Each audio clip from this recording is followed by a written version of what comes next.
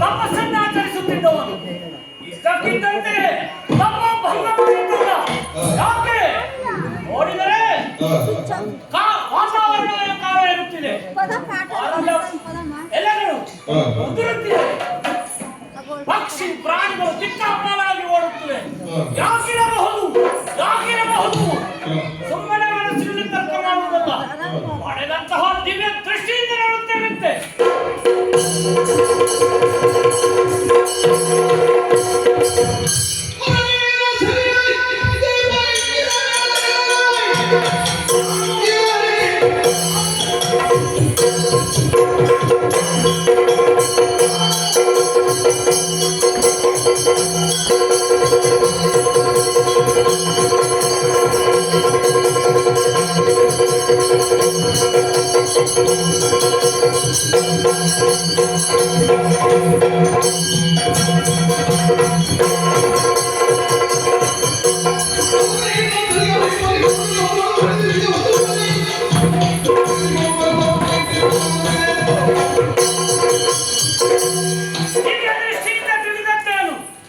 ಕಶ್ಯಪ ಬ್ರಹ್ಮ ಹಾಗೂ ನಿಧಿದೇವಿಯ ಮಗಳಾದಂತಹ ಮಾಲಿನಿ ಘೋರವಾದ ತಪಸ್ಸನ್ನಾಚರಿಸುತ್ತಿದ್ದಾಳೆ.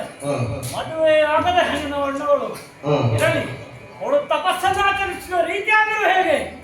ತನ್ನ ನಿಜ ರೂಪವನ್ನು ಮರೆಮಾಚಿ ಕಪಟದಿಂದ ಮಹಿಷಿಯ ರೂಪವನ್ನು ಧರಿಸಿ ತಪಸ್ಸನ್ನಾಚರಿಸುತ್ತಿದ್ದಾಳೆ. ಇವಳನ್ನು ಸುಮ್ಮನೆ ಬಿಡುವುದಲ್ಲ, ಇದು ಮುನಿ ಕುಲಕ್ಕೆ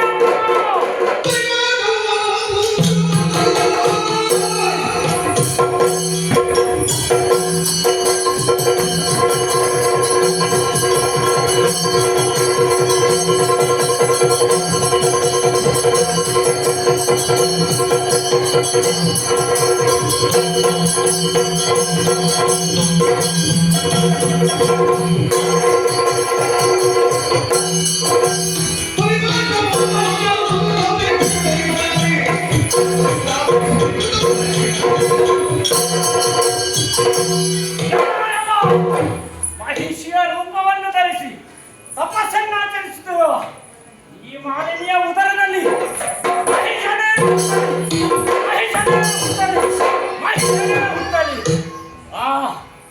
ಆದರೆ ನನ್ನ ಈ ಶಾಪದ ಪರಿಹಾರ ಮೂರು ಮೂರ್ತಿಗಳಿಂದ ಸಾಧ್ಯವಾಗಲಿ.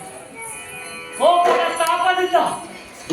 ಶಾಪದಿಂದ ತಾಪ ಏನೋ ಕಮ್ಮಿ ಆಯಿತು, ಆದರೆ ನನ್ನ ತಪಸ್ಸನ್ನು ಇಮ್ಮಡಿಗೊಳಿಸಲು ಪ್ರಶಾಂತವಾದ ವಾತಾವರಣ ಹುಡುಕಿ ಹೋಗುತ್ತೇವಂತೆ.